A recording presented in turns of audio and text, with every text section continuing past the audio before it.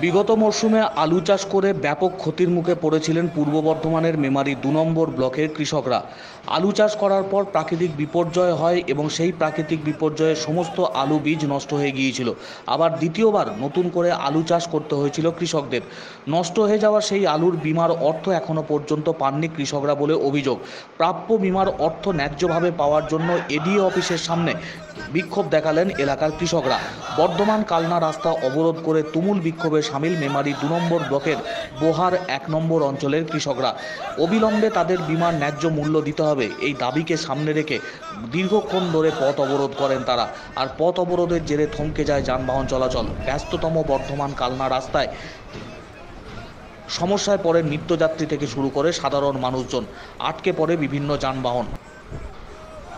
যদিও পরবর্তী সময়ে মেমারির ২ নম্বর ব্লক কৃষি উন্নয়ন আধিকারিক তিনি আসেন ঘটনাস্থলে এবং আন্দোলনকারী কৃষকদের সঙ্গেও কথা বলেন। প্রশাসনের আশ্বাস পেয়ে অবরোধ তুলে নেন কৃষকরা। ঘটনাস্থলে আসে মেমারি থানার সাতগাছিয়া ফাঁড়ির পুলিশ। তবে কৃষকরা স্পষ্টতই জানিয়েছেন, বিমার ন্যায্য টাকা যদি তারা না পান তাহলে ফের তারা আন্দোলনে সামিল হবেন।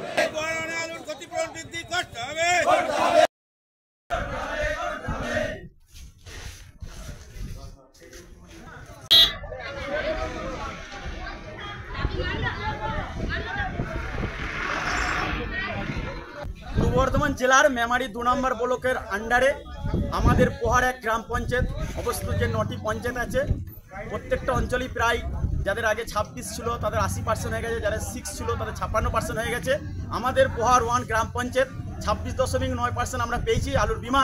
আমরা বাজাজ এলিয়েন্স কোম্পানিকে বলেছি যে আমাদের প্রত্যেকটা মেমারি ২ নম্বর ব্লকের মধ্যে যে ৯টি জিপি আছে সব জিপি পাচ্ছে, কিন্তু আমরা কেন বঞ্চিত? আমরা তো বাঁকা নদীর ধারে বাস, পোহার ১ নম্বর অঞ্চল বাঁকা নদীর ধারে বাস। সেখানে আমরা ২৬.৯ আমরা এডিওর কাছে ৪বার আগে অ্যাপ্লিকেশন করেছি, আমরা জেলায় জানিয়েছি, রাজ্যও জানিয়েছি। বারে আমরা অবরোধ করেছি স্যার, তখন আমরা রাস্তা অবরোধ করিনি, বারে স্যারকে অ্যাপ্লিকেশন করেছি, স্যার বলছে পাঠিয়েছে আমাদেরকে, স্যার বলছে না যে তোমরাও পাবে ওদের মতো। তাই আমরা আজকে পোহার 1 চাষি মিলে জোট হয়েছি, সবাই মিলে এসে আজকে আমরা রাস্তা অবরোধ করতে বাধ্য হয়েছি। মেমারি ২ নম্বর কৃষক বাজার, মেমারি ২ নম্বর ব্লকের যে কৃষক বাজার, এটা হচ্ছে বসতপুর। পোহার পেল ৮০%, আমাদের পেল বাঁকার ধার, এদিকে বিল ওদিকে বাঁকা, মানে জলে প্রলয়কাণ্ড হয়ে গেল। যত জল বাঁকা দিয়ে সব ভেঙে আমাদের আলুর মাঠ ঢুকে গেল। এদিকে বিল ঠাল দিল কোন মানে হরিণাঙ্গা পোহার 1 হরিণাঙ্গা ২ নম্বর পঞ্চায়েত, সেখানে আর পোহার পেল ৮০%, আর আমাদের জলে ডুবে গেল দিয়ে আমাদের এখানে দেখবে এডি সাহেব ২৬%। চাষি আলু নষ্ট হওয়ার জন্য, ক্ষতিপূরণের জন্য এডিও সাহেবের কাছে এসেছে এবং ওনাকে সম্পূর্ণভাবে বললাম যে কিছু জায়গায় 80%, বেশিরভাগ ক্ষেত্রে আমাদের সেখানে 50% কি 20% ক্ষতিপূরণ একই, অথচ এই ডিসপ্যারিটি, এই যে অসামঞ্জস্য দিয়েছেন, এটা আমরা ওনাকে জানিয়েছেন, উনি আশ্বস্ত করেছেন যে পরবর্তী সময় আমরা এটা দেখছি এবং আমরা যে ডেপুটেশন দিয়েছি, ডেপুটেশন দেওয়ার পর আমরা যে পথ অবরোধ করেছিলাম সেটা উইথড্র করে নিয়ে গেছি।